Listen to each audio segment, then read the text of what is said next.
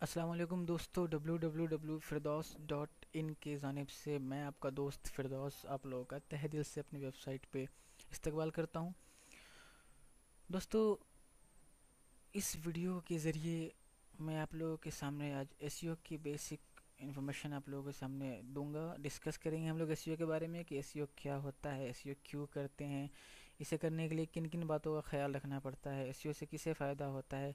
इन सभी बातों का मैं आपको इन्फॉर्मेशन दूंगा और एसईओ से आपको इंट्रोड्यूस करवाऊंगा एग्जैक्टली कि सर्च इंजन ऑप्टिमाइजेशन क्या है, एसईओ क्या है। दोस्तों, एक बात मैं आप लोगों के सामने जो बताना चाहता हूँ वो बताऊंगा आप लोगों के सामने कि मैं कोई आपका कोई टीचर नहीं हूँ और ना ही मैं इस वीडियो के ज़रिए आपको कोई ट्रेनिंग दे रहा हूँ। इस वीडियो को शेयर करने के पीछे मेरा जो मकसद है वो ये है सिर्फ कि मुझे जितना आता है पिछले 3 सालों से मैं as a SEO analyst work कर रहा हूँ, तो इन 3 सालों में जितना मैंने सीखा है, जितना मुझे आता है, मैं चाहता हूँ कि उन सभी बातों को, उन सभी इंफॉर्मेशंस को, उन सभी एक्सपीरियंस को जो मैंने पर्सनली एक्सपीरियंस किया है आप लोगों के साथ शेयर कर सकूं। इसके अलावा कोई मैं आपको मैं ट्रेनिंग नहीं दूंगा, ना ही कोई मैं आपको ऑनलाइन टीचर हूँ। सिर्फ एक एज अ दोस्त, एज अ फ्रेंड मैं आप लोग के सामने इन सभी बातों को डिस्कस करूंगा दोस्तों। तो आज हम लोग इस वीडियो के ज़रिए जानेंगे कि एग्जैक्टली एसईओ क्या है, एसईओ क्यों करते हैं और एसईओ किस तरह होता है। तो आपको सामने मैं आप लोगों का एक नोटपैड ओपन कर रहा हूँ। इसमें आपको देखिए एसईओ एसईओ क्या होता है एग्जैक्टली। आप लोगों के जहन में दिमाग ख्याल आ रहा होगा कि एसईओ क्या होता है एग्जैक्टली। एसईओ एक शॉर्ट फॉर्म है, एब्रीवेशन है, और इसको जो कि इसका जो फुल फॉर्म वो ये है कि search engine optimisation. Search engine optimisation इसका फुल फॉर्म है, और सर्च इंजन ऑप्टिमाइजेशन का शॉर्ट फॉर्म जो कि हम लोग एसईओ बोलते हैं। एसईओ एग्जैक्टली क्या होता है और एसईओ से मेन मकसद क्या होता है मैं आपको बता रहा हूँ दोस्तों। सपोज़ अगर मेरे पास कोई वेबसाइट है और मैं चाहता हूँ कि मेरी वेबसाइट गूगल या जितने भी सर्च इंजन्स है, याहू है, बीइंग है, जो मैक्सिमम तौर पे तो गूगल ही यूज़ होता है। तो इन इस गूगल में या अदर सर्च इंजन्स में अपनी वेबसाइट को मैं शामिल कर सकूं, विजिबल रख सकूं अपनी वेबसाइट को भी। इसी के लिए अपनी वेबसाइट को मैं ऑप्टिमाइज़ करूंगा और इसी के लिए मैं अपनी वेबसाइट का एसईओ करूंगा। अब ये कैसे, मैं आपको डिटेल और एक वीडियो के ज़रिए बताता हूँ, प्रैक्टिकली बताता हूँ दोस्तों। कि सपोज़ ये सर्च इंजन है गूगल। गूगल में सपोज़ अगर आपको कोई पर्टिकुलर कोई चीज़ ढूंढनी है या कोई सर्च करना चाहते हैं आप, तो आप कोई कीवर्ड यूज़ करेंगे। कीवर्ड मीन्स क्या होता है, वो वर्ड, वो पर्टिकुलर शब्द जिसके ज़रिए आप किसी भी सर्विस को या किसी भी इंफॉर्मेशन को ढूंढते हैं गूगल में। सपोज़ अगर आप कोई सॉन्ग्स डाउनलोड करना चाहते हैं गूगल से या किसी वेबसाइट से, तो आप क्या यूज़ करेंगे, जो पर्टिकुलर कीवर्ड यूज़ करेंगे, हिंदी सॉन्ग्स डाउनलोड जैसे हमने लिखे, ठीक है। अब हिंदी सॉन्ग्स डाउनलोड, ये आप चाहते हैं ये चीज़ करना, इसलिए आपने इस चीज़ को गूगल में डाला या सर्च इंजन में डाला, इस बॉक्स में डाला। इस पर्टिकुलर वर्ड को, इस पर्टिकुलर जो शब्द हैं, इनको हम लोग कीवर्ड्स कहेंगे, ठीक है। ये आपके कीवर्ड्स हुए।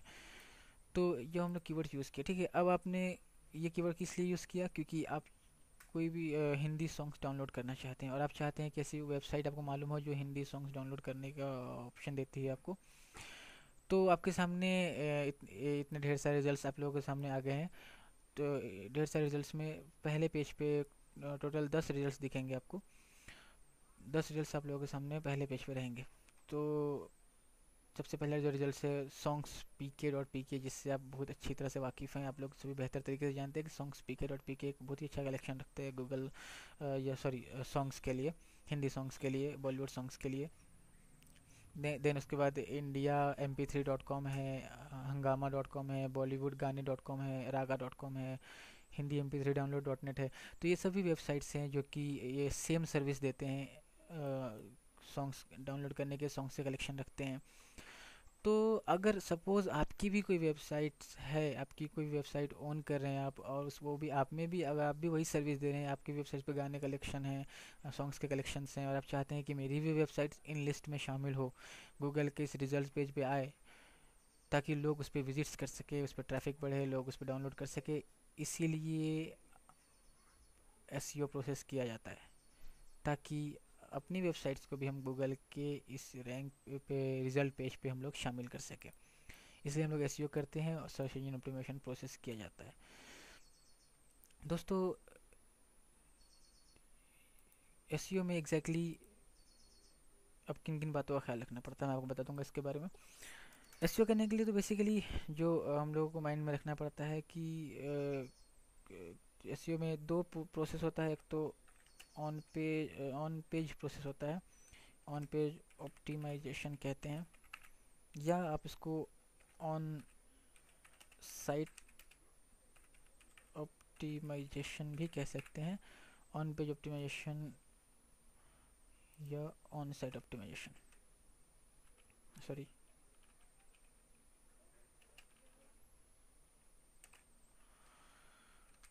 दूसरा जो प्रोसेस होता है वो होता है ऑफ पेज और ऑफ साइट ऑप्टिमाइजेशन। ठीक है, ऑफ पेज और ऑफ साइट ऑप्टिमाइजेशन ये दो प्रोसेस होते हैं बेसिकली एसईओ में, जो कि हम लोग किसी एसईओ करने से पहले इन दो प्रोसेस पे वर्क करते हैं। ऑन पेज ऑप्टिमाइजेशन वो होता है दोस्तों जो कि हम लोग जिसके ज़रिए हम लोग डायरेक्टली अपने वेबसाइट्स पे वर्क करते हैं। अपने वेबसाइट्स पे डायरेक्टली जो चेंजेस होता है वो ऑन पेज ऑप्टिमाइजेशन से बिलोंग करता है, और जो वेबसाइट्स पे डायरेक्टली नहीं होता है, जो कि हम लोग नेट पे यूज़ करते हैं, जो कि जो कि हम लोग इंटरनेट पे जो जो सर्विस यूज़ करते हैं अपनी वेबसाइट के लिए, जो हम लोग वर्क करते हैं डायरेक्टली इंटरनेट पे, उस वो ऑफ पेज ऑप्टिमाइजेशन में इंक्लूड्स होता है। तो ऑन पेज ऑप्टिमाइजेशन में क्या क्या चीज़ें होती हैं जो हम लोग यूज़ करें। सबसे पहले अपनी वेबसाइट की डिज़ाइन कैसी रहनी चाहिए, जो कि अपनी वेबसाइट की जो डिज़ाइन बहुत ज़्यादा इंपॉर्टेंस रखता है कि अपनी वेबसाइट्स की डिज़ाइन कैसी हो, जिसका हम लोग एसईओ करने वाले हैं। तो एसईओ की वेबसाइट की डिज़ाइन रहनी चाहिए वो exactly no doubt SEO friendly रहनी चाहिए। एसईओ फ्रेंडली रहनी चाहिए अपनी वेबसाइट की डिज़ाइन। और अब एसईओ फ्रेंडली मीन्स क्या? एसईओ फ्रेंडली मीन्स अपनी डिज़ाइंस कैसे रहनी चाहिए। तो इसमें कुछ बातें होती हैं जैसे कि स्पीड रहता है, कि हमें अपनी वेबसाइट की स्पीड मेंटेन करना पड़ता है। बहुत ज़्यादा ज़रूरी है दोस्तों, अपनी वेबसाइट की स्पीड अच्छी रहनी चाहिए। स्पीड से मतलब जितना जल्दी ओपन हो सके अपनी वेबसाइट ब्राउज़र में उतना बेटर रहता है हम लोगों के लिए। सपोज़ अगर आपकी वेबसाइट फर्स्ट पेज पे आ भी जाए, टॉप 10 में आ भी जाए, अगर अगर आप कोई किसी विजिटर ने उस पर क्लिक किया और उस विजिटर ने खोला उसको, तो अगर आपकी वेबसाइट ओपन ही नहीं हो रही है, सपोज़ बहुत लंबा वक्त ले रहा है उसको ओपन होने के लिए, उसको तो एग्जैक्टली जो विजिटर्स है वो फ्रस्ट्रेट हो जाएगा और उसको वेबसाइट को बंद कर देगा। तो आपकी इतनी मेहनत का क्या नतीजा निकला अगर कोई विजिटर आपकी साइट पे विजिट ही नहीं कर रहे हैं। तो इसी बात के लिए अपनी वेबसाइट की स्पीड अच्छी रहनी चाहिए दोस्तों, ताकि वो जितना जल्दी हो सके उतना जल्दी लोड हो जाए ब्राउज़र में। और इस स्पीड को मेंटेन करने के लिए कुछ बातों का ख्याल रखना पड़ता है, जो कि हम लोग अपनी वेबसाइट पे हाई ग्राफिक्स यूज़ नहीं करते हैं। जो जो बहुत ज़्यादा हाई क्वालिटी ग्राफिक्स रहते हैं, जिसका बहुत ज़्यादा साइज़ बहुत हेवी रहता है, ऐसे हेवी ग्राफिक्स यूज़ नहीं करते हैं हम लोग। कुछ जैसे फ्लैश रहते हैं, फ्लैश को हम लोग इग्नोर करते हैं। फ्लैश को इग्नोर करते हैं ताकि क्योंकि फ्लैश बहुत ज़्यादा हेवी रहता है, और कोशिश करते हैं कि अगर हम लोग फ्लैश ना यूज़ करें, उसके जगह कोई और ऑल्टरनेटिव मिल जाए तो बहुत ही ज़्यादा बेटर रहता है एसईओ के फेवर में। जावा स्क्रिप्ट हम लोग मिनिमाइज़ करते हैं। जावा स्क्रिप्ट मीन्स अगर जैसे ढेर सारे स्क्रिप्ट्स मिलेंगे जो कि बहुत ही खूबसूरत स्क्रिप्ट्स रहते हैं अपनी वेबसाइट को सजाने के लिए, अपने वेबसाइट में एनिमेशन डालने के लिए, कुछ ऐसे पर्टिकुलर स्क्रिप्ट्स ढेर सारे मिलेंगे आपको। तो उन स्क्रिप्ट्स को भी हम लोग मिनिमाइज़ करते हैं क्योंकि वो इतने कॉम्प्लिकेटेड रहते हैं और बहुत ज़्यादा वक्त लेते हैं लोड होने के लिए। तो हम लोग जावा स्क्रिप्ट, फ्लैश, हाईली ग्राफिक्स को हम लोग इग्नोर करते हैं, मिनिमाइज़ करते हैं, और उसकी जगह कोई और अल्टरनेटिव निकाल सके तो निकालते हैं, ताकि अपनी वेबसाइट का जो स्पीड है वो बेटर रह सके और जितना जल्दी हो सके वो लोड हो जाए। नेक्स्ट में आता है पेज का लेआउट कैसा रहना चाहिए।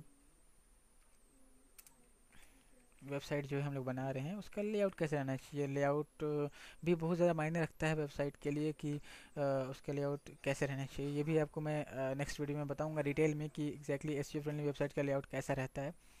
देन उसके बाद उसका नेविगेशंस कैसे रहने चाहिए। नेविगेशन से कहने का मतलब ये है कि उसके जो मेनूज़ रहते हैं, हम लोग जो मैक्सिमम जो देखते हैं वेबसाइट्स पे, होम रहता है, अबाउट अस रहता है, कॉन्टैक्ट्स रहता है, और भी अदर सर्विसेज जो रहते हैं, उस जो मेनूज रहते हैं वो उसका स्ट्रक्चर किस तरह से रहना चाहिए। साइड बार जो रहते हैं अपने वेबसाइट में, साइड बार मीन्स जो आपने देखे होंगे साइड बार भी कुछ मेनूज रहते हैं किसी किसी वेबसाइट्स पे, तो वो साइड बार किस तरफ रहना चाहिए, साइड बार का स्ट्रक्चर कैसा रहना चाहिए। ये सभी इंफॉर्मेशन हम लोगों को ऑन पेज में चेक करना पड़ता है और उसके हिसाब से अपने वेबसाइट को वर्क करके उन सबको सेट करना पड़ता है।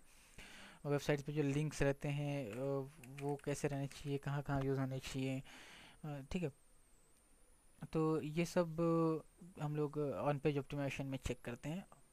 उसके बाद ये सब पूरा जब ये कंप्लीट हो जाता है हम लोगों के व्यू से, तो अगला जो प्रोसेस होता है, जो अगला कदम रहता है, वो ऑफ पेज की तरफ हम लोग बढ़ाते हैं। ऑफ पेज ये रहता है कि जो हम लोग जिसके ज़रिए हम लोग डायरेक्टली वेबसाइट्स पे वर्क नहीं करते हैं, क्योंकि हम लोग इंटरनेट पे हम लोग नेट पे वर्क कर किया जाता है अपनी वेबसाइट के लिए, जो कि गूगल ने कुछ एल्गोरिदम्स बनाए हैं, सर्च इंजन्स के कुछ एल्गोरिदम्स होते हैं, कुछ रूल्स होते हैं। उन उन सभी रूल्स को ख्याल में रखते हुए, उन सभी एल्गोरिदम्स को फॉलो करते हुए हम लोग ऑफ पेज में वर्क करते हैं और एक इथिकल तरीके से वर्क करते हैं दोस्तों।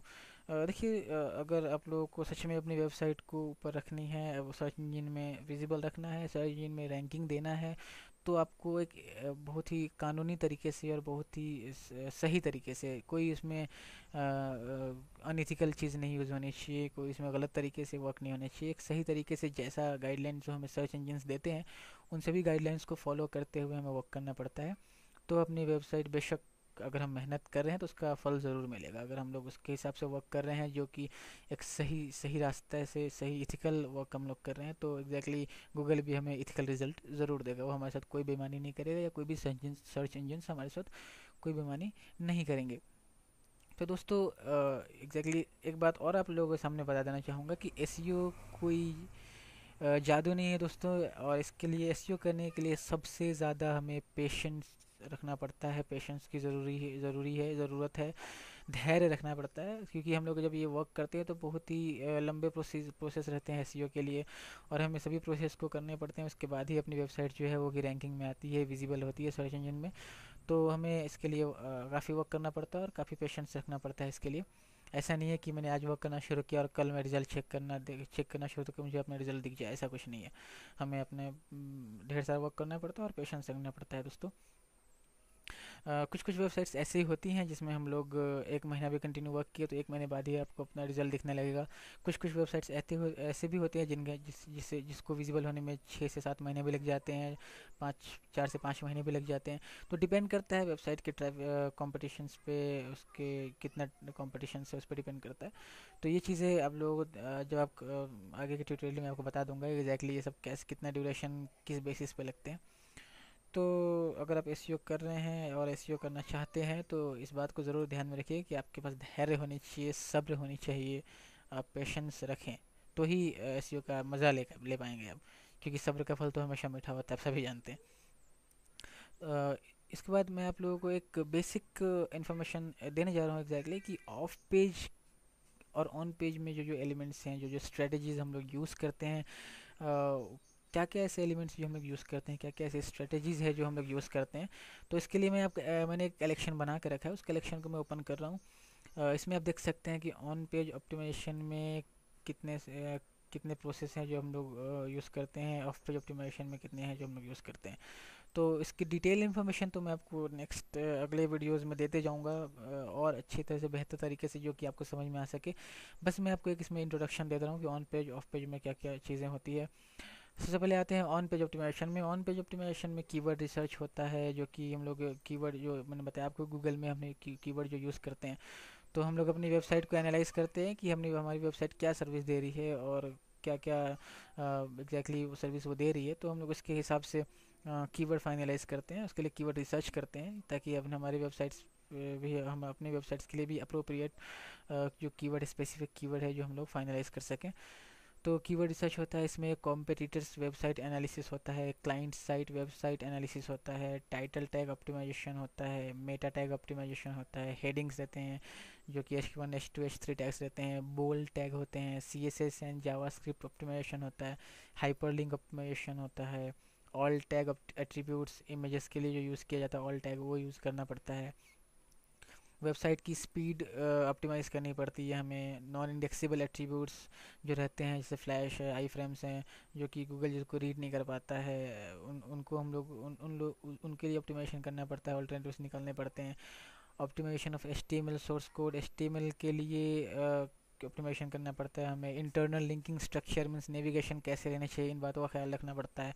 एक्सटर्नल लिंक्स किस तरह होनी चाहिए और कैसे होनी चाहिए, इन बातों का ख्याल रखना पड़ता है। Broken links analysis and correction means अपने वेबसाइट पे हम लोग एनालाइज करते हैं कि कोई ऐसी लिंक्स तो नहीं है जो ब्रोकन है, जो टूट चुकी है, जिसके लिए कोई पेज पर्टिकुलर पेज है ही नहीं, जो कि एरर जा रहा है, नॉट फाउंड में आ रहा है। ऐसे ब्रोकन लिंक्स को हम लोग एनालाइज करके उनको करेक्ट करते हैं। W3C वैलिडेशन होता है।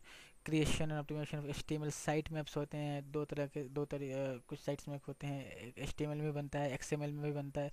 HTML जो कि व्यूवर्स के लिए रहते हैं, जो कि विजिटर्स के लिए रहते हैं, जिसमें टोटल कलेक्शन रहता है अपनी साइट का, कितने लिंक्स है, जितने भी लिंक्स हमारी साइट्स पे, जितने भी पेजेस हैं, उन सभी का एक कलेक्शन रहता है उस पेज पे, उसको साइट मैप कहते हैं। XML होता है जो कि सर्च इंजन के लिए यूज़ किया जाता है। Then creation and optimisation HTML site map, Google, Yahoo, Amazon Bing site map, जो हम लोग XML साइट्स में बनाते हैं सर्च इंजन के लिए, उसको गूगल में, याहू में, बिंग में जो हम लोग सबमिट करते हैं वेब मास्टर के ज़रिए। बताऊंगा इसके बारे में और भी इन्फॉर्मेशन आपको। कंटेंट ऑप्टिमाइजेशन कैसे करना है हमें, अपनी वेबसाइट्स पे कंटेंट्स कैसे लिखने चाहिए, कितने होने चाहिए, उसके कंटेंट की साइज़ क्या रहनी चाहिए, क्वालिटी कैसी रहनी चाहिए, ये सब इन्फॉर्मेशन हमें देखना पड़ता है। कैनोनिकलाइजेशन एरर्स होते हैं नॉन डब्ल्यू यूआरएल्स के लिए। गूगल एनालिटिक्स इंस्टॉलेशन, जो कि गूगल एनालिटिक्स दोस्तों बहुत ही बेहतरीन टूल है, जो कि गूगल ने हमें फ्री में दिया है, जिसके ज़रिए हम पूरी वेबसाइट को ट्रैक कर सकते हैं कि हमारी वेबसाइट पे किसने किसने विजिट्स किए, कहाँ कहाँ से किए, कितना वक्त गुजारा किसी ने हमारी वेबसाइट्स पे, कौन से ब्राउज़र में उसने अपना हमारी वेबसाइट्स को ओपन किया था, ओएस कौन सा था उसका, मीन्स ऑपरेटिंग सिस्टम कौन सा था उसका, सर्विस प्रोवाइडर कौन था उस पर्टिकुलर पर्सन का, उसका आईपी एड्रेस क्या था। ये सब इन्फॉर्मेशन आपको इसके ज़रिए मिलता रहेगा। इसके साथ साथ लाइव ट्रैकिंग भी होता है एनालिटिक्स में। लाइव ट्रैकिंग मीन्स अभी आपके प्रेजेंटली कितने मतलब विजिटर्स हैं आपकी साइट पे, वो भी आप ट्रैक कर सकते हैं। उसमें से वो विजिटर्स कौन कौन से पेज पे अभी लैंड किए हुए हैं, वो भी आपको इन्फॉर्मेशन आपको लाइव ट्रैकिंग के ज़रिए मिलता है। तो बहुत ही बेहतरीन और खूबसूरत टूल है जो कि गूगल एनालिटिक्स ने फ्री में दिया है हम लोगों के लिए। तो इसको भी हम लोग जानेंगे एक अलग से, इसके स्पेशल मैं आपको वीडियो बना के बताऊंगा, इन्फॉर्मेशन दूंगा कि गूगल एनालिटिक्स में क्या क्या हम लोग कर सकते हैं। गूगल लोकल बिजनेस लिस्टिंग होता है, जो कि गूगल के लिए हम लोग अपने अपने वेबसाइट का भी अपने अपने जो बिज़नेस है अपने वेबसाइट का रजिस्ट्रेशन करते हैं इसमें।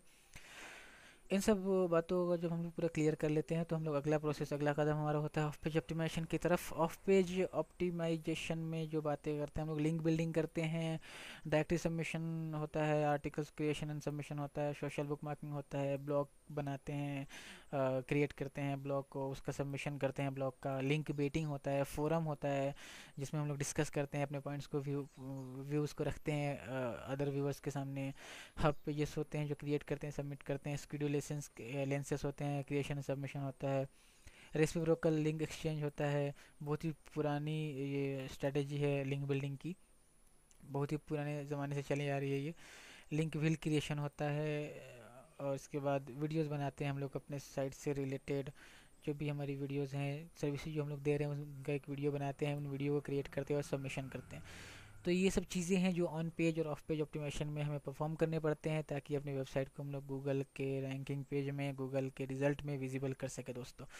तो ओबियसली जब इतने सारे वर्क करने पड़ते हैं तो हमें थोड़ा सा पेशेंस तो रखना ही पड़ता है, क्योंकि इन सभी वर्क को करते करते ही हमें वक्त गुजरता है। और इसके साथ साथ जब हम लोग एक बहुत ही बेहतरीन तरीके से जब हम लोग वर्क कर लेते हैं, तो ट्रस्ट कीजिए मुझ पे कि वो रिज़ल्ट भी आपको बहुत ही बेहतरीन मिलता है। जिसको इतनी मेहनत करने के बाद जब आप लोगों के सामने रिज़ल्ट आता है, जब हम लोगों के सामने रिज़ल्ट आता है, तो पूरी जो थकावट रहती है वो दूर हो जाती है। एक अलग से खुशी होती है कि चलो हम लोगों ने इतना वर्क किया तो उसका उसका जो है नतीजा मिला, बहुत ही खुशी होती है दोस्तों। तो इन सभी बातों को मैंने आप लोगों के साथ सामने डिस्कस किया, और मैंने बताया आप लोगों को एक बेसिक इन्फॉर्मेशन दिया कि एसईओ क्या होता है, क्यों करते हैं एसईओ से, किसका फ़ायदा होता है, तो और एसईओ में क्या क्या प्रोसेस होते हैं, ऑन पेज में क्या होता है, ऑफ पेज में क्या होता है, सभी इन्फॉर्मेशन मैंने आपको इस वीडियो के ज़रिए दे दिया दोस्तों। उम्मीद है आप लोगों को समझ में आया होगा। इसके अलावा भी अगर आप लोगों को कोई कुछ ऐसी बातें हैं जो आप लोगों को समझ में नहीं आई हो, या कोई सजेशन हो मेरे लिए, या कोई कुछ कुछ कन्फ्यूजन्स हो, तो आप लोग मुझे बता सकते हैं।